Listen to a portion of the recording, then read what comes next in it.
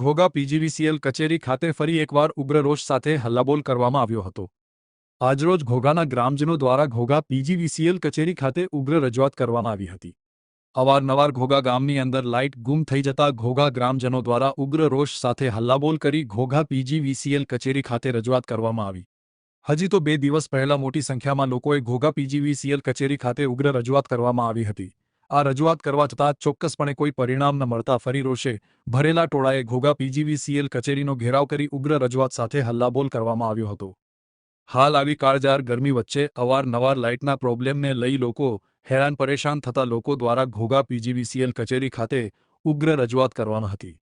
જો હવે કોઈ ચોક્કસપણે સમસ્યાઓનો નિકાલ નહીં આવે તો ગાંધી ચિંધ્યા માર્ગે સમગ્ર ઘોઘા ગામ મોટા પ્રમાણમાં આંદોલન પણ કરશે તેવી ચીમકી પણ આપવામાં આવી હતી।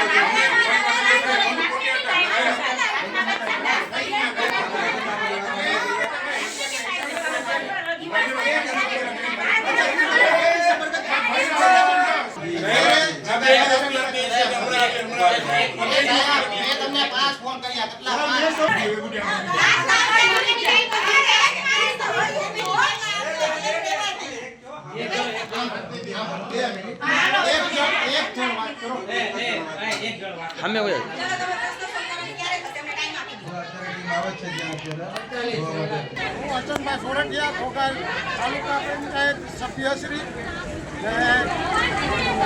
ઘોઘા તાલુકા પંચાયત સદસ્ય એ બારમાં શું કહેશો? લાઇટ અવારનવાર ઘોઘાની અંદર જાય છે, માણસો પબ્લિક એટલું બધું હેરાન થાય છે વાતમાં પૂછો ને ઘોઘામાં અવારનવાર લાઇટનો તો પ્રોબ્લેમ છે જ છે। હમણાં ગયા રવિવારે સવારથી લઈને સાંજ સુધી પાવર કાપ 48 કલાક પછી લાઇટ 48 કલાક પહેલાં જે આપણે મેન્ટેનન્સ થયો રવિવારે ઘોઘા ખાતે 6:30 વાગે લાઇટ આવી હતી।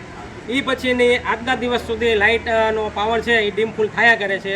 ઘણાના ફ્રીજ બી ઉડી ગયા, સમજી ગયા। આ બુઢા ગઢા માણસ બિચારા કેમ રે, આ બચ્ચા નથી સુઈ શકતા, સમજી ગયા। આ બૈરા બધા પાણી નથી ભરી શકતા મોટર વગર।